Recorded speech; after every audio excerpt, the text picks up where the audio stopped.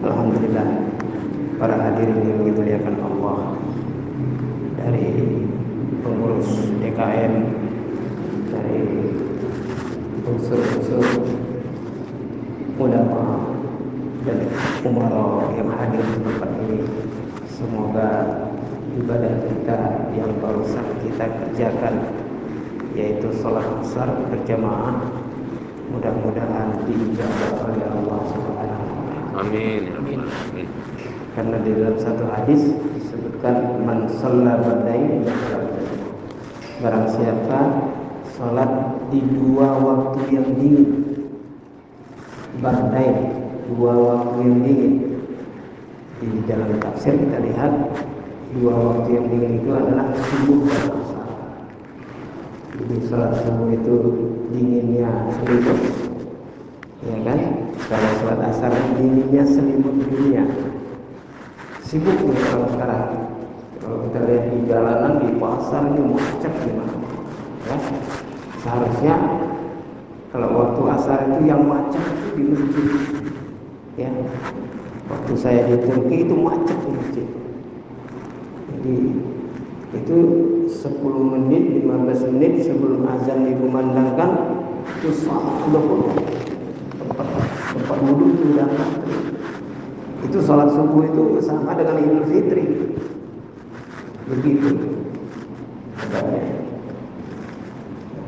Makanya waktu terjadi gonjang-ganjing politik di sana, waktu itu lawan politiknya Erdogan sudah dikudeta dari Amerika. Erdogan waktu itu sedang istirahat dengan keluarganya di luar negeri. Begitu dia tahu seperti itu, dia angkat telepon, halo ketua DKM Turki, ketua Dewan Masjid Turki, ada apa Pak Presiden? Tolong kerahkan jamaah masjid ke istana sekarang. Jadi jamaah masjid itu berbondong-bondong datang ke istana, tapi bukan mau perang, bukan mau ngapa-ngapain, cuma bertasbih saja. Subhanallah, alhamdulillah, Allahu akbar, la ilaha illallah, subhanallah.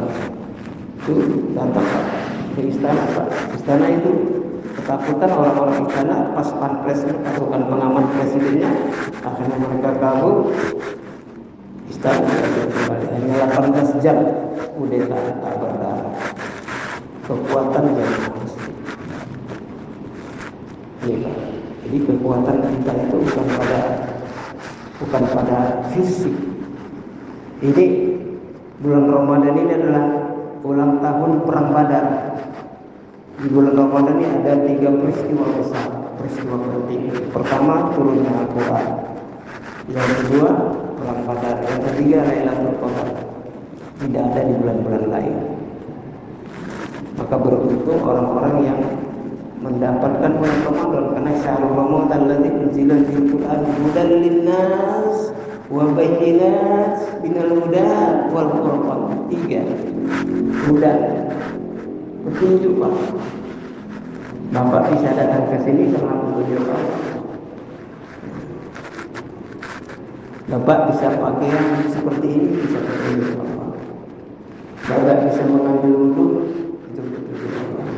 Anak-anak ini bisa datang ke masjid, masih ada anak-anak yang lain tidak datang. Wabayina tinggal huda, dan penjelasan kemudian secara tafsir tentang petunjuk itu.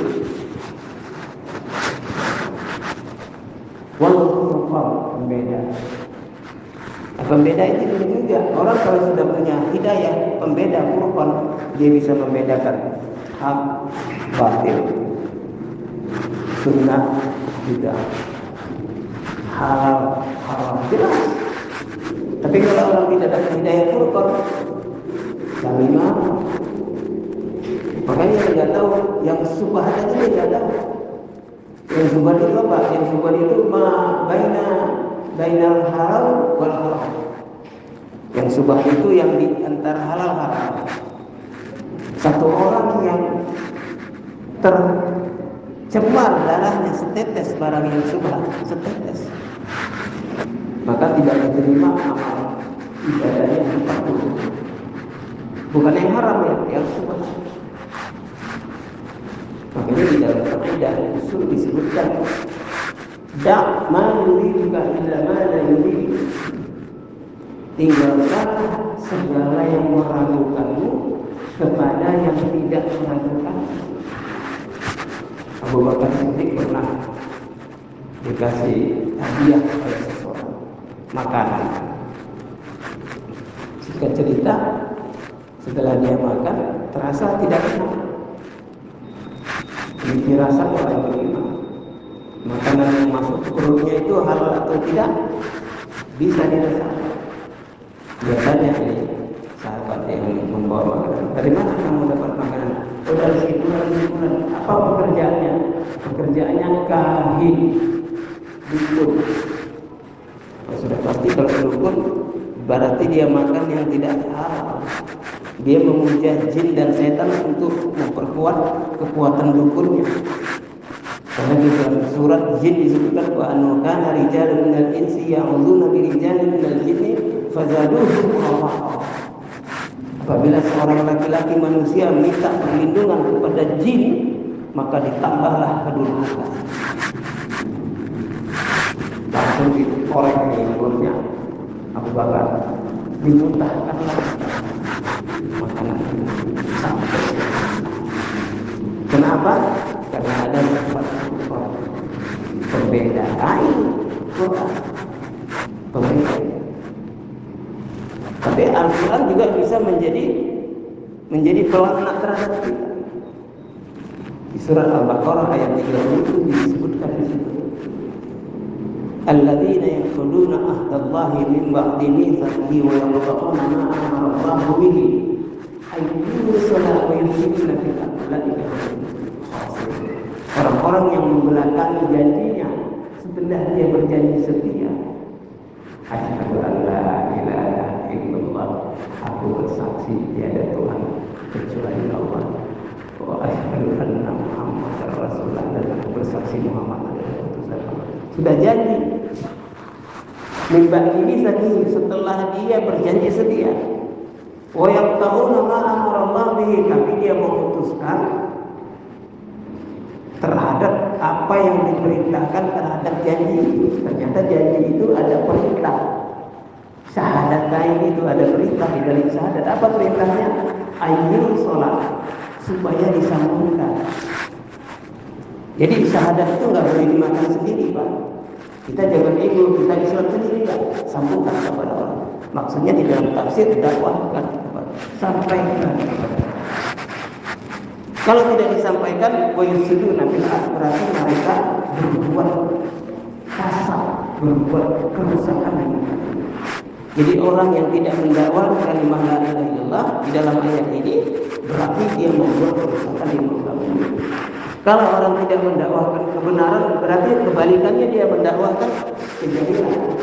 Itu mahkum kata sebaliknya. Mulai kahumul khasirun, mereka itu pasti orang-orang yang terus di bulan Ramadan ini terjadi perang Badar. Badar itu sangat dahsyat. Pertama sekali perintah perang di bulan puasa, miskin-miskin, lapar-lapar namanya puasa. Jumlah pesertanya 313 minoritas. Kudanya cuma 2. Senjatanya 2 buntut. Siwak itu adalah kayu. Waktu siwak itu kayu tin atau kayu zaitun seperti ini. Siwak buntut. Kalau ini masih sempurna, baru dibeli kemarin. Kalau siwak buntut itu setengah seperti ini. Karena nggak ada lagi yang lain. Pakai siwak buntut. Itulah senjata. Sedangkan musuh 1050, triple lines, 3 kali lipat. Kudanya 400, pengalaman perang, terlatih tentaranya, punya tangan besi, jadi kalau dipanah nggak mempan. Dan nafsu membunuh sudah sampai diubun-ubun karena benci kepada Rasulullah SAW. Jadi kalau dilihat di atas kertas nggak seimbang antara orang Islam dengan musuh, nggak seimbang. Tapi Allah menangkan perang Badar. Kenapa? Di sini rahasianya. Satu orang sahabat sudah datang kepada Nabi. Ya Rasulullah, insya Allah kita besok menang perang. Dari mana kok kamu yakin? Saya tadi malam keliling ke rumah-rumah sahabat beserta Badar. Semua mereka bermunajat kepada Allah. Memunajat, minta ampun ya Allah. Ya Allah, kalau kami dikalahkan mereka Engkau tidak disembah lagi ya. Bantulah kami lemah, kami tidak ada kekuatan ya. Tidak ada pengalaman. Rakaat ini sangat dan berkait. 2 rakaat jam 2 malam, 2 tetes air. Ini senjata ampuh. Demonstrasinya orang beriman inilah senjata ampuhnya. Walaupun kita berdemo kemana-mana ke lembaga-lembaga, tidak mungkin bisa Allah kerjakan karena demo itu sama. Itu demo kepada Allah. Ya Allah, ya Muqallibul, ya Muqallibul qulub, tsabbit imanana ala dinik. Wahai yang membolak-balikkan hati manusia, Allah, tetapkan hati kami atas agama. Itu goncang arsy-Nya Allah. Allah merasa malu tidak mengijabah doa seorang hamba seperti ini. Apa akhirnya? Ma ramaita il ramaita walakin Allah. Bukan engkau yang menembak, walaupun nampaknya engkau yang menembak, walakin Allah yang menembak. Fa'anzalallahu sakinatahu ala rasulihi wa ala mu'minin. Allah turunkan ketenangan ke dalam hati Rasulullah dan ke dalam hati orang beriman. Wa anzala junudan lam tarawha, dan Allah turunkan tentara yang tidak dipandang mata zahir mereka.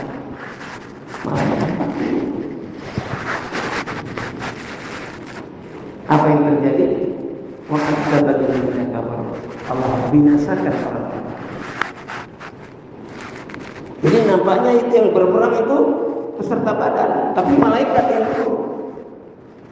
Allah kalau mau kun fayakun. Sudah terjadi sesuatu ada gunaan berikan Korea dan amanah untuk berpihak. Fakasuf fihi haqqan 'alal qawl pada marnaha tadmir. Al-Isra ayat 16. Apabila kami ingin menghancurkan satu negeri, kata Allah, maka kami perintahkan di sana orang-orang untuk berbuat baik, untuk mengajak kebaikan. Fafasabiha, tetapi ternyata mereka itu menentang. Mereka menentang melawan. Fahaqqa 'alaihal qawl, maka adalah hak Allah untuk membuat keputusan. Qaul itu perintah, keputusan. Apa perintahnya? Pada marnaha tadmiro, maka kami hancurkanlah negeri itu sehancur-hancurnya. Wahai Jibril, kirim tsunami ke Aceh. Musta'idun, siap ya Allah. Itu malaikat la ya'sunallaha ma amara, tidak pernah maksiat atas perintah Allah. Suruh sujud semua. Suruh nyambung nyawa terus. Suruh mikul alas terus. Itu malaikat. Suruh bikin azab turun Jibril. Apa perintahmu ya Allah? Kirim tsunami ke Aceh misalnya. Jibril tinggal sedikit tangan kiri itu air laut. Jadi Pak, itu air Pak dari laut buyuran sampai ke darat, sampai kapal-kapal yang terdampar sampai sekarang masih ada. Sangat itu. Kirim banjir, Sulbar. Banyak orang LGBT di sana. Kaumnya Nuh. Sulbar Pak, baru 20 hari saya kira. Habis itu sampai Papua. Orang terendam, orang itu amat mudah. Syaratnya apa? Wa ma kunna mu'adzibina hatta nab'atha rasulah. Al-Isra ayat 15. Sebelum ayat 16 turun dulu ayat 15 kan. Wa ma kunna mu'adzibin, kami tidak pernah mengazab. Hatta nab'atha rasulah, sehingga kami utus dulu utusan-utusan pendakwah diutus dulu. Kalau Bapak sering didatangi teman-teman saya ke rumah-rumah diajak sholat, itu salah satunya utusan Allah. Kalau Bapak baca surat Yasin ayat 16 sampai 21, itu kisah jaulahnya orang-orang ini. Diabadikan di Quran sampai Habibun Nazar mati dalam keadaan syahid. Tapi kita hari ini baca Yasin mengambil keberkahan airnya Yasinnya aja. Kita tidak mengamalkan isi perintah Yasin ini. Kenapa surah Yasin dikatakan hati Al-Quran? Karena hati Al-Quran itu ada di Yasin.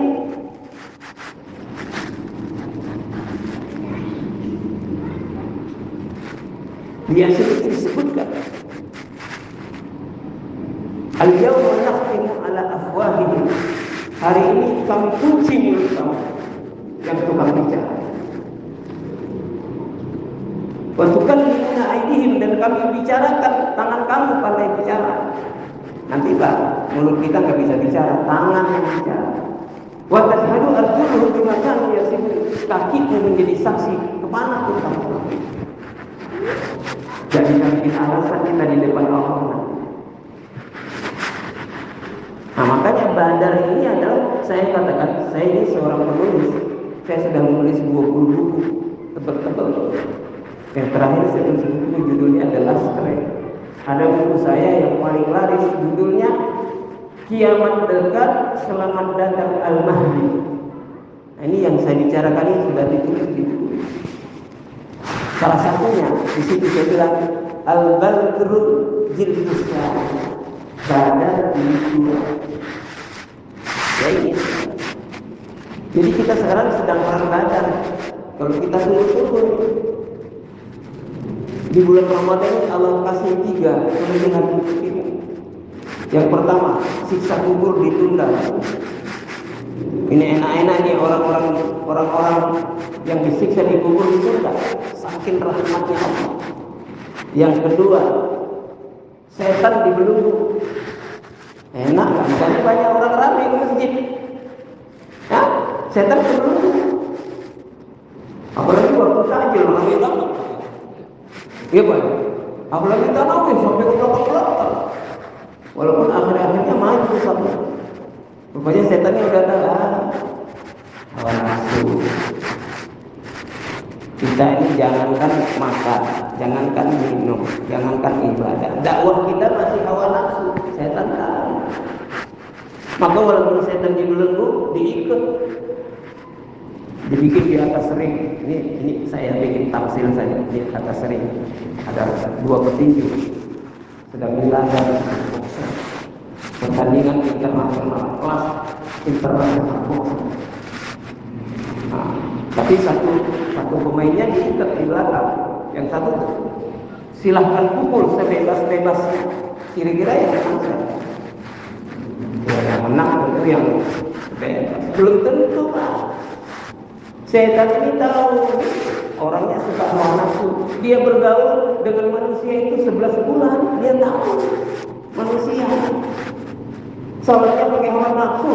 Allah Akbar. Ingatnya kurma. Tolha itu kuburnya di Diego. Saya waktu ke sana ke Madagaskar, di utaranya Madagaskar itu ada satu pulau namanya Diego. Di situ ada kota Antara. Ternyata bukan Antara, itu Tolha. Radhiyallahu anhu, sahabat Nabi yang meninggal di sana karena mendakwakan agama waktu jauh-jauh. Itu Tolha itu dia orang kaya, punya kebun kurma luas, tapi waktu sholat ingat kurma. Kurma sudah masuk ke dalam hati, maksiat dalam sholat. Akhirnya dia nyesel.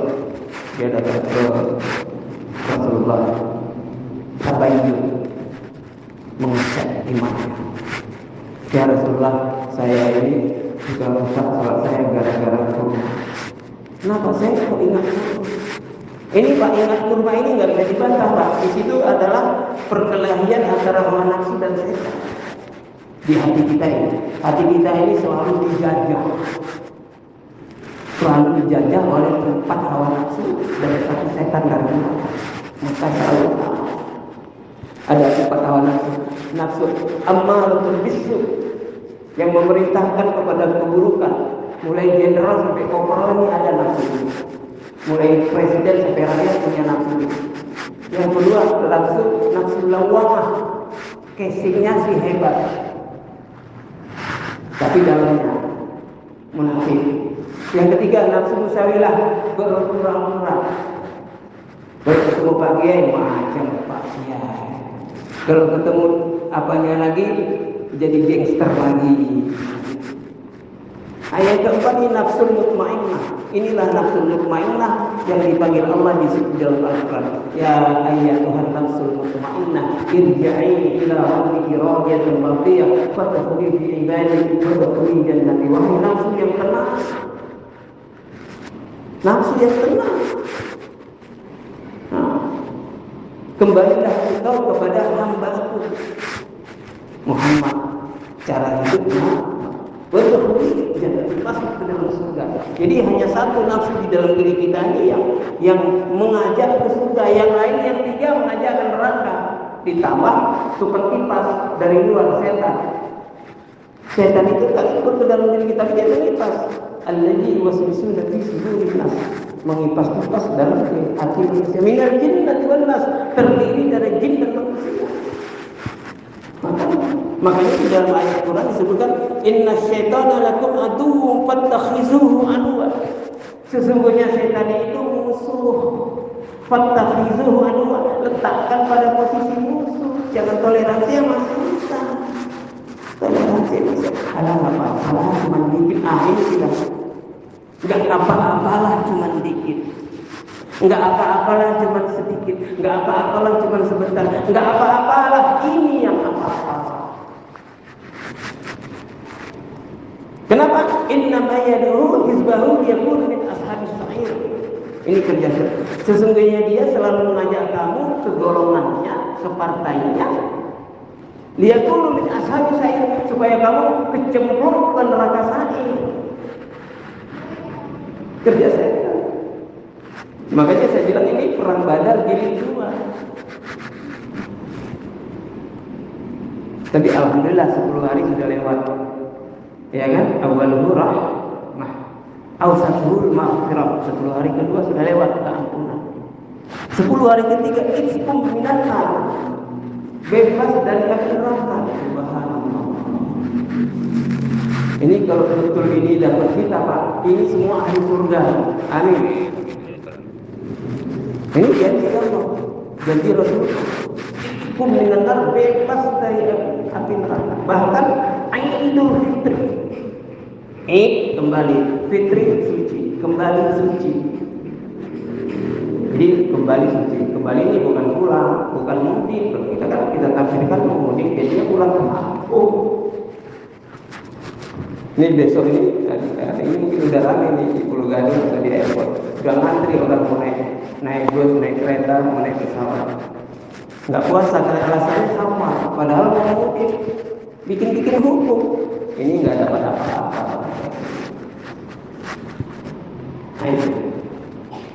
Harusnya kalau Lailatul Qadar itu kan harusnya di 21 hari sampai terakhir. Jadi terjadi itu bukan Lailatul Qadar, lupa. Batui, bakar wajib banyak, bakar lemah. Ini yang terjadi. Makanya sahabat itu ketika bulan Sa'ban perang. Bulan Sa'ban itu prakondisi untuk Ramadan. Nabi kumpulkan sahabat-sahabat. Bulan Sa'ban ini, bulan kemarin. Ya ashabi, afarahtum biliqa'i Ramadan. Wahai sahabat-sahabat itu, kalian gembira enggak jumpa bulan Ramadan? Wallahu ya Rasulullah. An-nuridu law kana Allah Subhanahu wa taala ya'rijuhu Ramadan kullahu. Kalau boleh doakan kepada Allah supaya setiap bulan itu Ramadan saja. Saking merasa nikmatnya bulan. Perlu gak pakai bulan yang lain lah. 12 bulan Ramadan aja. Gitu. Itu kalau udah ada kepahaman. Apa jawaban Nabi? Idzan fatazawwadu, kalau begitu kalian berbekal. Sahabat perlu berbekal, maka bulan Sa'ban itu mereka kerja, mereka macam-macam lah, apa buah-buahan kurma, pedagang atau apa untuk cari bekal selama 1 bulan Ramadan, untuk bekal 1 bulan tidak ada kerja dunia lagi. Baca sejarah. Jadi hari 1 Ramadan sampai 29 Ramadan sahabat-sahabat nanti nggak ada kerja dunia. Makanya diprediksi malam Lailatul Qadar itu otomatis kita dapat. Jadi bukan malam Lailatul Qadar itu kita datangnya malam 22 saja, tinggal mau dapat hadiahnya datang. Perlombaannya enggak itu. Ya anak-anak kalau mau lomba itu dulu di testing, masuk di babak penyisir baru udah final, baru dia dapat hadiah. Tinggal pas mau ngambil hadiah datang yang nggak ada apa-apa. Makanya 10 hari terakhir ini sangat penting. Kami sekarang sedang mengamalkan ini, Pak. Kalau saya sudah mungkin sudah ada 20 tahun, setiap tahun seperti ini. Al-Ashirul Awakhir, 10 hari terakhir ini, inilah betul-betul insya Allah. Bagaimana caranya? Selama ini kan yang kita bahas ini 183, 184, 185, 186 Al-Baqarah. 187 jarak. Apa itu 187? Uhilla lakum lailatas siyami rafasu ila nisaikum kunna libasun lakum wa antum libasun lahun alimallahu annakum kuntum takhtanun anfusakum fataba alaikum afa'antum fal'ana ba'iduna wabtahu ma kataballahu wa qulu wasabbu hatta yatabayyana al-fajr al-abyad min al-fajr al-aswadi min al-fajr. Belum selesai. Saya terjemahkan, dihalalkan kepada kamu ya di malam hari berhubungan dengan istri-istri, karena Allah tahu kamu nggak bisa menahan. Allah Maha tahu kamu tidak bisa menahan. Nah, kamu bergaul dengan istri-istri kamu, tapi carilah fadlan min Allah, karunia Allah, itu lebih baik. Waktu sebelum makan dan minum sebelum terbit benang putih dan benang hitam. Di antara benang putih dan hitam berarti dekat waktu imsak. Menahan, imsak yang itu menahan segalanya. Tidak boleh tahajud lagi di situ, tidak boleh menahan lagi kalau puasa sahur. Tapi ayat itu belum selesai. Penyelesaian ayat di situ ini. Tsumma atimmus siyama indal lail, sempurnakan puasamu di malam hari. Nah, ini sekarang. Ini selingkuran ini 21 bulan. Wala tubashiruhunna wa antum aakifuna fil masajid. Jangan kalian hubungi istri-istri kalian. Wa antum aakifuna fil masajid. Kamu i'tikaf di masjid jamak taksir. Bukan masjidun. Masjidun satu masjid. Masajid, masjid. Jadi kalau Bapak lihat orang i'tikaf dari masjid ke masjid mengamalkan ayat ini. Karena kita di mana-mana tempat nggak mengamalkan ayat ini, kita lihat mereka yang aneh, padahal yang aneh kita. Yang mengamalkan yang aneh apa yang nggak mengamalkan yang aneh? Yang nggak mengamalkan. Ini jelas kok, nggak perlu ditafsirkan lagi. Anak kecil pun tahu. Wala tubashiruhunna. Kalau ada adik kita yang ngerti bahasa Arab, dia ngerti itu artinya. Jangan hubungan suami istri. Wa antum aakifuna fil masajid. Kamu i'tikaf di masjid-masjid. Tilka hududullah wala taqrabuha. Ditambah lagi. Tilka hudud, itulah hudud. Hudud itu apa namanya?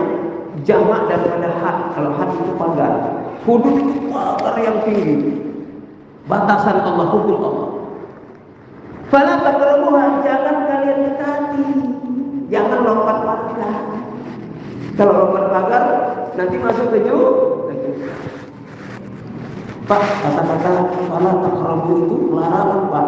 Kalau dalam kaidah usul al-aslu fil amri lil wujub. Asal daripada kata perintah jatuhnya wajib.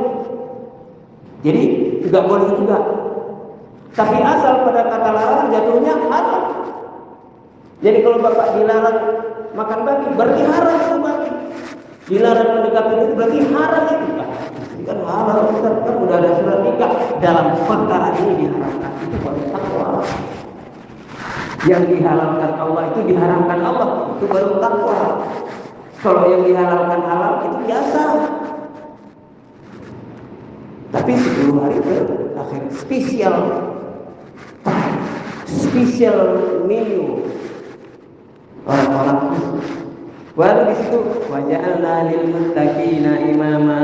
Jadikanlah orang-orang yang bertakwa itu menjadi imam, menjadi pemimpin. Baru pada kita mencari pemimpin yang bertakwa, nggak apa, karena nggak ada prosedurnya, nggak nyambung. Tapi kalau kita proseduring di kantor aja pakai prosedur, harus gini, harus gitu, harus gini. Bahkan kita bisa taat peraturan kantor. Hampir kita kadang-kadang kita mendahulukan peraturan kantor daripada hukum-hukum. Nah, maka kerusakan terjadi di mana-mana akibat manusia tidak mengikut yang pantas diikut. Siapa yang pantas diikut? Laqad kana lakum fi Rasulillahi uswatun hasanah. Sungguh pasti pakai lam ta'kid, pakai qad ta'kid, dua pasti, Pak. Laqad sungguh pasti, dua kali pasti. Di dalam diri Rasulullah itu uswah, contoh yang baik. Tapi di dalam tafsir Ibnu Katsir menyatakan, Jalalain mengatakan, uswah itu adalah qudwah. Qaf, dad, dal, wa, ta qudwah. Apa bedanya uswah dengan qudwah? Kalau uswah itu sampel. Ini ada barang di supermarket satu, tapi barang yang sama banyak pabrik. Kita tinggal pesan. Itu namanya qudwah. Tapi kalau qudwah itu contoh yang eksis. Rasulullah itu adalah contoh yang eksis. Jalannya jadi contoh, makannya jadi contoh, minumnya jadi contoh, dakwahnya jadi contoh, bahkan ke toiletnya jadi contoh. Orang kalau mencontoh cara ke toiletnya Nabi, keluar jatuh, masuk surga tanpa hisab. Kenapa? Ikut cara hidup Rasulullah sesuai dengan yang diperintahkan Allah. Laqad kana lakum fi Rasulillahi uswatun hasanah. Itu Rasulullah itu kalau sebelum ke toilet 7 langkah mau masuk ke toilet itu baca doa. Allahumma inni a'udzubika minal khubuthi wal khaba'ith. Ya Allah, aku mohon perlindungan darimu daripada setan laki-laki dan setan perempuan. Itu ternyata toilet itu rumahnya setan. Dan Rasulullah masuk kaki kiri. Kalau Rasulullah silakan kaki kanan, dia mundur lagi istighfar, baca doa lagi kaki kiri. Ini setan. Ini masalah kita dan urusan kecil, nampaknya urusan kecil. Tapi di bab toharoh, kalau kita baca fikih, bab toharoh itu 2/3 isinya toharoh bab bersuci. Jadi toilet nomor 1. Maka kalau kau mau melihat orang alim atau tidak, orang iman atau tidak, lihat toiletnya. Maksudnya bukan toiletnya dari marmer terbuat dari batu emas, bukan. Bagaimana dia? Rasulullah masuk ke toilet kaki kiri dan tidak menghadap kiblat, dia tidak menghadap kiblat. Dan Rasulullah tidak kencing begitu. Hari ini 90% menurut penelitian, 90% masjid-masjid di Indonesia dan di mana-mana dibuat tempat kencing begitu. Kita jangan mau ditipu oleh setan. Baru keluar dari situ langkah kanan dengan doa, ghufranaka alhamdulillahilladzi azhaba 'anni al-'adha wa ahzan. Ampuni ya Allah, Kau telah mengampuni. Segala puji bagi Kau telah mencabut segala penyakit dan hajat-hajatku. Itu penyakit, Pak. Coba kalau nggak bisa kencing seminggu aja pakai kateter bahaya. Alhamdulillah, kasih. Nah, makanya kalau kita jadikan Rasulullah ini sebagai contoh kita, ikutan kita, ada jaminan. Kalau di luar itu nggak ada jaminan. Oh, Rasulullah itu kan belum pasti masuk surga. Ente yang belum pasti masuk surga. Semua nabi dijamin surga. Tidak ada 124.000 jumlah nabi. Dan nabi terakhir adalah Rasulullah, ya kan? Maka Nabi Muhammadun aba ahadin mir rijalikum walakin Rasulullah wa khataman nabiyyin. Bukanlah Muhammad itu bapak dari seorang laki-laki di antara kamu, tetapi dia adalah Rasulullah dan nabi penutup. Jadi kata-kata Rasulullah itu sudah stage paling tinggi. Jadi gelar kepada Muhammad itu adalah Rasulullah. Makanya Aisyah radhiyallahu bukan memanggil suaminya abang saya, bukan, ya Rasulullah. Fatimah binti Muhammad anaknya bukan memanggil wahai bapakku, bukan, tapi ya Rasulullah, karena Rasulullah itu sudah paling di atas. Dan kita kan kadang-kadang nggak ngerti bahasa, apa kita panggil baginda, baginda Nabi. Baginda itu julukan kepada raja. Semua raja boleh. Saya setelah tahu sekarang saya nggak mengatakan baginda Nabi. Ya kalau Sayyidina Muhammad masih bisa, karena Sayyid itu artinya pemimpin. Kalau ke baginda di seluruh kamus arti baginda adalah julukan ataupun sebutan kepada seorang raja. Jadi belum ada raja yang tidak boleh, kecuali rajanya Nabi Sulaiman dan Nabi Daud. Ya, raja sekaligus Nabi diangkat oleh Allah, tapi dia tidak mempertahankan kerajaannya, bahkan dia nubuahnya yang dan dia tidak rela ada kalau rakyatnya miskin atau enggak makan, rumah masih ngontrak, kalau bisa makan pagi sore enggak, kalau itu enggak apa-apa. Tapi kalau ada rakyatnya yang menyembah matahari,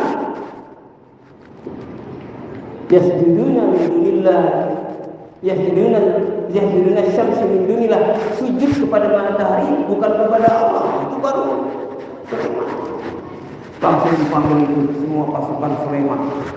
Ya kan, ada jin, ada manusia, ada binatang-binatang dipanggil. Wahai, siapa kalian yang bisa memindahkan kerajaan itu? Pak, bukan diserang, Pak. Bukan diserang, Pak.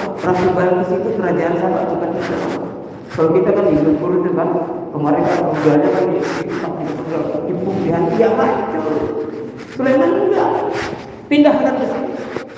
Kata sahabat, qala itu minal jin ana atika bihi qabla an takuma min maqam. Berkata jin ifrit, jin paling cerdas, intelektualnya jin. Kalau kita S3-nya jin. Apa dia bilang? Saya akan pindahkan sebelum tahu berubah dari tempat dulu. Masya Allah, cepat sekali. Bagaimana caranya? Ini kehebatan, lokasi. Qala alladhi indahu ilmun minal kitab ana atika bihi qabla an yantaka ila katahu. Satu orang alim ulama ahli kitab, dia ngomong, aku akan pindahkan itu sebelum berkedip matamu wahai Sulaiman. Sulaiman itu berkedip matanya, begitu dibuka Ratu Balkis dengan tentaranya, pasukannya, kerajaannya sudah ada di depan. Jadi kalau mau pindah di kota pakai ilmu Nabi Sulaiman, kedip mata. Kalau nggak pakai ilmu itu ya gimana? Pakai ilmu Nabi Sulaiman artinya iman dan takwa yang sesungguhnya. Ta'alluqu mu'allaqul qalbuhu 'ala Allah. Gantungkan hati kita sepenuhnya hanya kepada Allah. Mudah-mudahan kita jadikan terakhir ini 10 hari terakhir ini menjadi ibadah diri dua dan mendapatkan Lailatul Qadar, supaya nilai kita lebih daripada 1000. Umur kita aja 60-70, 1000 bulan itu 83 tahun, 40 hari tambah 1. Itu 1000 bulan. Kalau kita hitung hari-hari, kalau dihitung pahalanya 700.000 dikali 83 tahun, itu jumlahnya jutaan. Makanya nggak bisa hitung malaikatnya lah. Ya Allah, untuk yang satu ini saya nyerah. Habis biji komputer saya nggak bisa menghitunnya. Allah yu'idu man yasha. Allah melipat gandakan sesuka Allah. Ya. Tinggal sisa beberapa hari ini, bukan sisa yang percuma, tapi sisa yang sabar di sisi Allah. Jadi diri saya dan saya mudah-mudahan pembicaraan kita muzakarah di pada asar ini dipandang dengan kasih mata kata dengan mata kasih sayang Allah. Sebelum kita tutup, kita akan berdoa kepada Allah, Allahumma a'udzubika min adzabi jahannam wa min adzabil qabri wa min fitnatil mahya wal mamat wa min fitnatil masih jalan. Allahumma ighfir lana ولوالدينا وارحمهما كما ربيانا صغارا ولسائر المؤمنين والمؤمنات والمسلمين والمسلمات الأحياء منهم والأموات يا قاضي الحاجات برحمتك يا أرحم الراحمين ربنا وسعت كل شيء رحمة وعلما اغفر للذين تابوا واتبعوا سبيلا وقهم عذاب الجحيم ربنا وأدخلهم جنات عدن التي وعدتهم ومن صلح من آبائهم وأزواجهم وذريتهم إنك أنت العزيز الحكيم ربنا آتنا في الدنيا حسنة وفي الآخرة حسنة